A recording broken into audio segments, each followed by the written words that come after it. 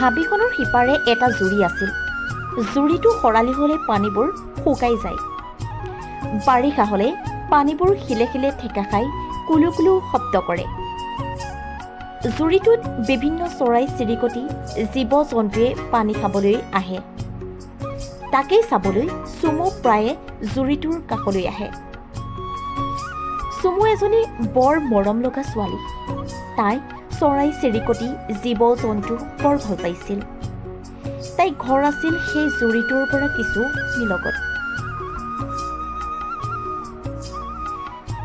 চুমুৱে সদায় ৰাতিপুৱা শোৱাৰ পৰা উঠি পঢ়াৰ টেবুলত বহে।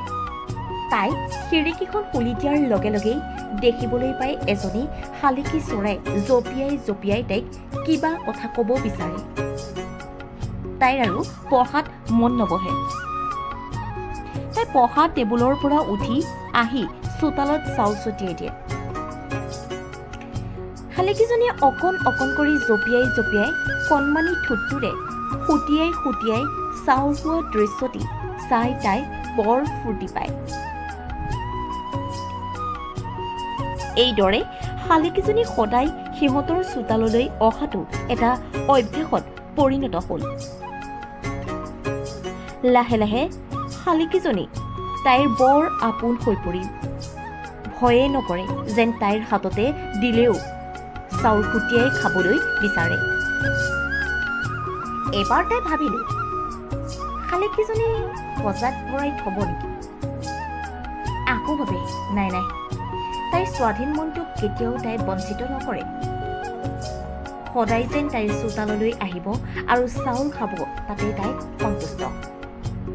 সেয়ে তাই শালিকীজনীৰ নাম দিলে ৰিকি। তাই ৰিকি বুলি মাত দিয়াৰ লগে লগেই শালিকীজনী আহি তাইৰ ওচৰত উপস্থিত হয়। এনেকৈয়ে ৰিকি আৰু চুমু বান্ধৱী হৈ পৰিল। এদিন ৰিকিয়ে ভাবিলে চুমুৱে তাইক ইমান মৰম কৰে, কিন্তু তাইনো চুমুক কি দিছে।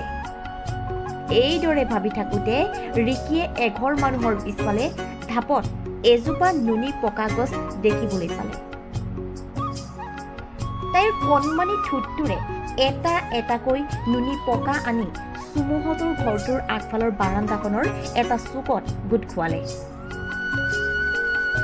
চুমুৱে যে নুনি পকা খাই ভাল পায় ৰিকিয়ে জানে। পিছদিনা চুমুৱে ৰাতিপুৱা শোৱাৰ পৰা উঠিয়েই বাৰান্দাৰ চুকত দেখা পালে পকা পকা নুনি পকা। তাইৰ মনটো আনন্দৰে উপচি পৰিল। এয়া কাম যে ৰিকিৰে হ'ব তাই নিশ্চিত। ইয়াৰ পিছত ২-৩ দিন তাই ৰিকিক দেখা নাই। কি হ'ল, ৰিকি কলৈ গ'ল, নে কিবা অঘটন ঘটিল। এইদৰে ভাবি গুণি থাকোঁতেই ৪ দিনৰ দিনা ৰিকি লেঙুৰিয়াই লেঙুৰিয়াই আহি সিহঁতৰ চোতালত উপস্থিত হ'ল আৰু চুমুৰ ফালে চাই চকুৱেদি পানী বৈ গ'ল। চুমুৱে পিছত গম পালে যে ওচৰৰে এজনী শিপিনীয়ে তাঁতশালত গামোচা বৈ থাকোঁতে শালিকীজনীয়ে সূতা দুডাল ছিঙিলে আৰু ফৰমুটি মাৰিলত তাইৰ ঠেং এটাত পৰি দুখ পালে। চুমুৱে তেতিয়া অলপ কেঁচা হালধি আনি পতাত পিহি ৰিকিৰ দুখ পোৱা ভৰিটোত লগাই দিলে আৰু ২ দিনতে তাই সুস্থ হৈ উঠিল। ইয়াৰ পিছত তাইৰ কি যে ৰং। পিছত চুমুহঁতৰ আগফালে থকা জাবৰৰ দমটোত ৰিকিয়ে জঁপিয়াই জঁপিয়াই জাবৰ খুচৰি খুচৰি আহাৰ বিচাৰিবলৈ ধৰিলে। চুমুৱে দূৰৈৰ পৰা সেই দৃশ্য চাই বৰ আনন্দ পালে। ইয়াৰ কিছু সময়ৰ পিছত ৰিকিৰ কোনো মাত বোল নাই যি নাই। তাই কলৈ গ'ল কোনেও ক'ব নোৱাৰে।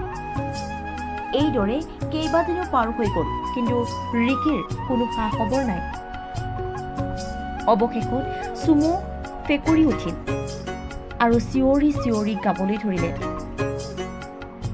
শালিকী লথৌ থৌ, এইখিনিতে আছিলি জাবৰ খুচৰি, কোনে বাৰু লৈ গ'ল তেতু মুচৰি। এইদৰে কান্দি কান্দি চুমু ভাগৰি পৰিল, কিন্তু ৰিকিক আৰু দেখা নাপালে।